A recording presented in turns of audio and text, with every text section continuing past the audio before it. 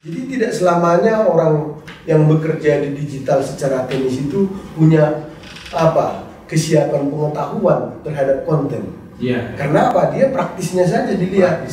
Lucunya kalau dia pintar mencari penonton dengan menggunakan trik-trik supaya banyak orang berkunjung menonton tayangan dia. Ya. Banyak pula yang naik pengunjungnya. Ya. Kesan hebat pula. Padahal isinya tak seberapa. Ya.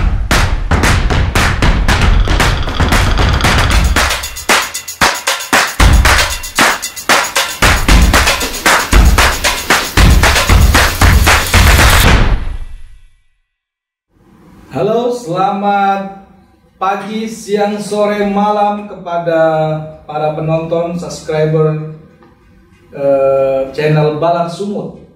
Saya di sini Devri Simatupang. Saya salah satu pegawai atau yang bekerja di kantor ini. Kami punya kali ini buat konten bincang dengan salah satu rekanan kerja kantor kami. Ya, kita kumpul lah di sini, yaitu bersama Lai Thompson HS. Selamat pagi, Lai. Selamat bertemu kembali. Iya. Sudah lebih ya sebulan, nggak lama kali juga sih. Cuman saya perkenalkan sedikit sama Lai Thompson ini.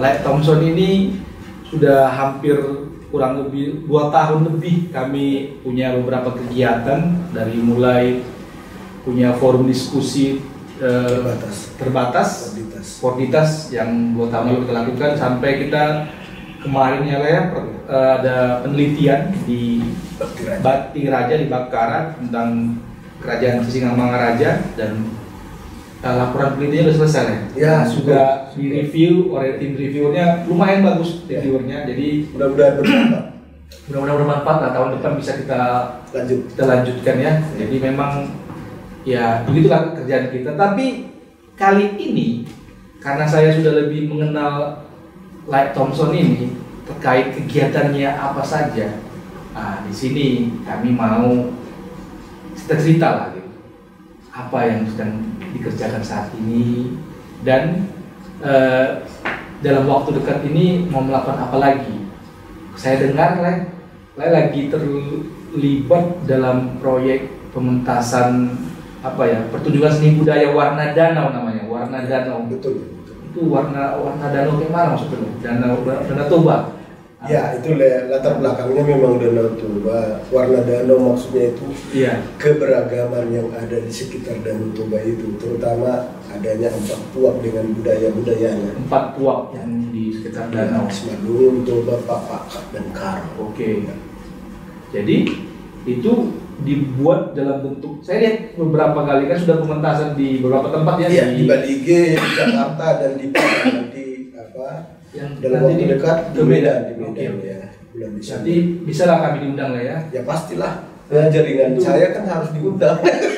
Gratis berarti ya? Ya, ada sebenarnya polanya, ada langsung bisa dilihat, ada nanti live streaming juga. Jadi teman-teman yang tidak sempat nonton secara langsung atau dari bisa lewat live streaming, kemudian lewat live streaming. Ya. Nah, ini menarik sama saya, Le. Kita bicara tentang pertunjukan seni budaya yang mulai sering lakukan sejak dulu lah. Ya, udah hampir puluhan tahun ya. Masih dulu di Sanggar pusat latihan plot Siantar. Lalu sekarang lagi proyek pertunjukan seni budaya Warna Danau. Jadi kan masa pandemi COVID yang masih berlangsung ini kan sudah pastilah kita sama-sama tahu kan bahwa penonton tak banyak lagi gitu. Sehingga ada yang bilang bahwa pertunjukan seni atau seniman itu pasti berteriak, merasa berat selama masa pandemi ini. Lalu yang Lai lakukan dengan tim itu mengundang penonton kan secara live, atau tadi Lai bilang tadi ada juga yang secara daring ya. Daring, secara yang penonton berarti secara luring ya. Ini kita harus kita pastikan dulu apa itu daring luring ini. Memang saya pun sering masih susah-susah karena daring itu dalam jaringan. Berarti online. Kalau luring luar jaringan berarti offline berarti live dia langsung recording intinya. Recording baru ditayangkan kemudian kan. Itu daring. Berarti daring ada dua ya. Ada yang langsung ditonton. Ada luring berarti nggak pakai jaringan berarti si penonton datang. Berarti penonton manual gitu. Manual bisa. Ini pertanyaan saya lah. Nanti soal istilah itu orang teknologi pasti bisa menjelaskan kita bagaimana implikasinya. Masalah itu biasa masang buretan lah kan. Kalau ada istilah-istilah yang muncul tapi belum tentu kita langsung paham kan. Tapi yang jelas perbedaannya digital dan manual. Digital manual. Jadi pertanyaan saya digital mana manual gitu kan. Jadi pertanyaan saya singkatnya pertunjukan yang saya lakukan selama masa pandemi Covid ini atau sudah mulai dibolehkan oleh pemerintah, itu kira-kira penontonnya bagaimana sekarang? Penonton yang ini dulu ya, yang luring tadi, yang manual tadi, gimana? Ini contohnya saya langsung contohkan konkret setelah Covid, pandemi Covid atau masih prokes sampai sekarang, kita sudah berani diberikan kesempatan dengan penonton yang datang ke tempat pertunjukan. Di Warnadana sudah dipentaskan di Bali G. Di situ ada penontonnya. Ada penontonnya lebih 200. Tapi itu kan ada prokesnya juga kan? Ada prokes, tetap ada prokes. Tidak begitu banyak, lebih banyak dibandingkan dulu pasti. Tapi penonton sudah datang lah untuk menonton. Sudah datang lah ya. Jadi selain di Bali G, kita dari Bali G ke Gedung Kesenian Jakarta. Gedung Kesenian Jakarta. Iya, sudah datang. Tapi meskipun berarti udah mulai Gedung Kesenian Jakarta sekarang udah buka. Itu tapi bahasanya kemarin kami yang terakhir karena itu mau dibenahi lagi gedungnya. Jadi sampai Dirjen Kebudayaan Pak Hilmar Farid nonton. Saya setelah 2 tahun baru kali ini datang ke GKJ. 2 tahun itu maksudnya hitungan prokes atau pandemi Covid. Jadi dia nonton Warnadana. Beberapa juga beberapa direktur juga sama deputi dari Kemendikbud. Sama Kemenpar juga sama Marifes juga datang. Itu udah kita lihat penonton meskipun kursinya kan nggak full masih dikasih jarak lah. Mungkin khusus Jakarta lebih banyak penonton di Bali dari yang di GKJ. Tapi kita setelah dari Jakarta kita main ke Padang. Padang. Di sana juga di Bellroom Hotel kan. Di situ lebih banyak, 300 juga penontonnya. Lebih banyak. Tapi prokes juga. Tetap prokes dia, tapi kelihatannya juga Padang tidak terlalu ketat itu. Jadi penonton di sana itu sudah sempat berdiri ditambahi kursi. Sampai berdiri. Aku dengar juga teman-teman yang seniman yang tidak bisa nonton masih ragu datang karena belum vaksin kedua. Jadi kita bayangkan vaksin kedua boleh nonton. Jadi penonton yang di Padang sampai 300-an mungkin sudah vaksin kedua. Sudah ketakutan itu udah tinggal sedikit saja kan. Gitu. Kita lihat juga mereka mau datang dan jaraknya juga tidak terlalu perhitungkan lagi harus 1 meter gitu karena sengaja dibuat panitia meja bundar gitu sudah gitu. Jadi sampai sekarang kita hitung itu penonton Warnadana itu sekitar 600 ke 700 lah. Pokoknya intinya udah bersyukur lah udah mulai dibolehkan ya. Tapi mengantisipasi tentunya kan ada strategi lain dengan mendatangkan penonton digital. Ini istilah baru ini, penonton digital. Artinya ada produk yang disampaikan melalui media sosial yang punya orang streamline. Mungkin penontonnya ada kira-kira bagaimana? Nanti kan di Medan tidak semuanya bisa diundang. Tidak semua diundang. Dan polanya juga akan dibuat live streaming. Orang nanti bisa nonton. Jadi beberapa teman termasuk beberapa fotografer sudah pingin nonton langsung karena mereka nggak mungkin tidak nonton langsung. Sudah ada mendaftar. Aku tolonglah dicatat aku harus nonton karena aku mau ngambil gambar. Bagus-bagus gambarnya kemarin. Jadi tapi kalau dia nggak bisa masuk kuota, jadi penonton live streaming lah. Live streaming, tapi ini pasti dia sebagai fotografer pasti tidak puas gitu kan. Pasti tidak puas, dia memang harus nonton. Ya katakanlah para pekarya yang biasa dengan fotografi, dengan seni visual, yang punya peluang dari pertunjukan yang dilihat langsung. Dia ingin langsung menonton itu. Dia tidak mungkin memilih live streaming kecuali dia sedang tidak sehat, ya, sedang tidak sehat. Jadi ini kita hitung-hitung, wah, ini penonton yang manual ini masih di level kreativitas, level kreator, di level kreator. Kalau dulu memang penonton itu sebelum pandemi siapa saja bisa menonton, tapi aturannya juga. Kalau pertunjukan itu tidak boleh asal difoto dulu ya. Dia biar fokus, dia nggak boleh difoto, dia nonton aja. Ya, gitu. Kalau media itu biasanya dikondisikan waktu JR, silakan moto waktu JR. Tapi waktu pertunjukan tidak ada foto-foto, tidak ada bau-bau blitz gitu. Kalau sekarang ya kemarin kita nonton itu tidak ada lagi anjuran mohon tidak memotret. Gitu ya?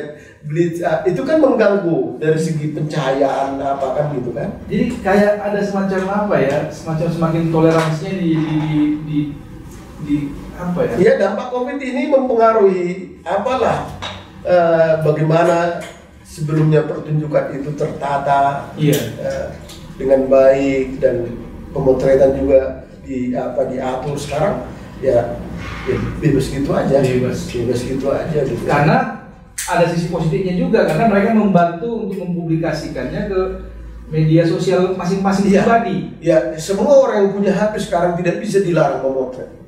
Kira-kira begitu ya. Padahal dulu nggak dilarang. Tonton fokus, bisa merasakan seluruh apanya. Di jadwal pertunjukan orang datang ke gedung pertunjukan untuk menonton, bukan memotret. Kecuali media yang waktu JR, fotografer dikasih waktu hanya saat itu gitu. Siapa yang boleh memotret? Hanya tim dokumenter yang sah. Sama dengan bagaimana seorang presiden datang pertunjukan itu kan. Harus Jadi gini lah. Berarti ada semacam toleransi atau menurunkan semacam standar tingginya dikurangi karena masa pandemi lah, sudah 2 tahun. Dan mulai menyasar ke produk-produk digital. Saya mau nanya ini tentang orang yang suka nonton tayangan seni budaya yang secara live, tapi karena pandemi ini atau keterbatasan dia, saya punya paman guru seni dulu. Saya kemarin kunjung ke rumah beliau, saya tanya sudah pensiun ngapain aja paman? Ya di rumah aja lah, paling nonton YouTube. Pertanyaan tanya nonton apa? Ya nonton inilah, nonton lagu-lagu tari-tarian ini. Pokoknya ada konten lah. Pasti banyak sekarang kan di YouTube lah ya kan. Jadi saya berpikir ada nggak kelemahan atau kekurangan dari menonton secara online atau menonton secara langsung? Ada nggak plus minusnya lah kira-kira menurut Thompson? Ya intinya kan kayak Warna Danau kita persiapkan itu prosesnya sampai hampir 9 bulan. Wow, 9 bulan persiapkannya. Dan hampir 9 bulan ini, hampir 9 bulan ini kan sudah banyak kan yang dilakukan di situ kan. Maksudnya dalam pengertian pertimbangan biar ini bagus secara estetika, secara kesiapan pemainnya, segala macam lah, dimensi-dimensi di situ kan sudah dipertaruhkan. Tapi kalau itu bertujuan hanya untuk dokumentasi, kan rugi kita kan. Kalau hanya untuk dokumentasi atau hanya untuk digital cukup 2 minggu. Nah, gitu ini artinya kayak berpikir karena konten digital nggak begitu lama pun bisa langsung jadi. Kita lihat saja kualitasnya nggak begitu dipikirkan kali. Iya, yang penting sudah ada produknya, ambil. Mata kamera, menurut mata kamera begini, selesai gitu. Di luar itu yang kita harapkan SDM pemegang kamera ini punya pengetahuan enggak tentang itu pula ya. Ya di situ. Kalau nggak punya ya suka-suka lah dia kan. Hanya ini aja, hanya memperalat alat ini gitu. Tapi lucunya kalau dia pintar mencari istilah penonton dengan menggunakan trik-trik supaya banyak orang berkunjung menonton tayangan dia. Banyak pula yang naik pengunjungnya, terkesan hebat pula, padahal isinya tak seberapa dibandingkan contohnya seperti orang Imlay yang mementaskan warna danau ini 9 bulan, mungkin nanti yang penontonnya harus dibatasi secara langsung karena pandemi, tapi secara online-nya bagaimana? Ya, istilahnya kan digital itu kan mengakomodir pesona visual. Apakah itu objek real atau guntingan dari dokumen apa segala macam. Ya tinggal bagaimana dia itu melihat selera orang yang ke digital. Selera orang yang digital dengan yang masih manual itu beda ya. Nanti bisa kembali sejauh mana pengetahuan itu diekspos. Ya, kalau digital aku lihat itu masih diinformasi dia, belum ke level pengetahuan.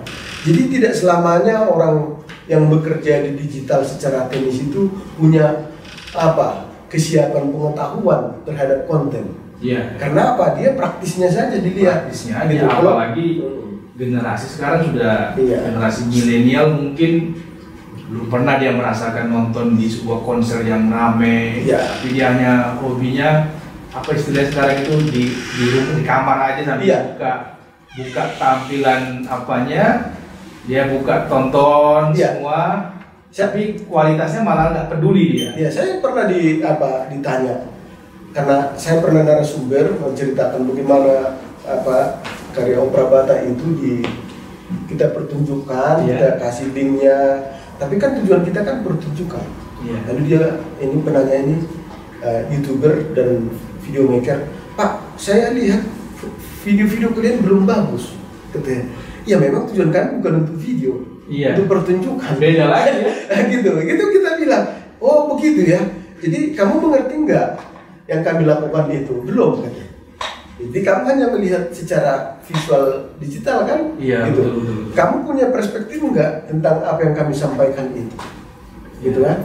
Gitu. Jadi ini nanti di tingkat pasar selera digital itu sebenarnya bagaimana?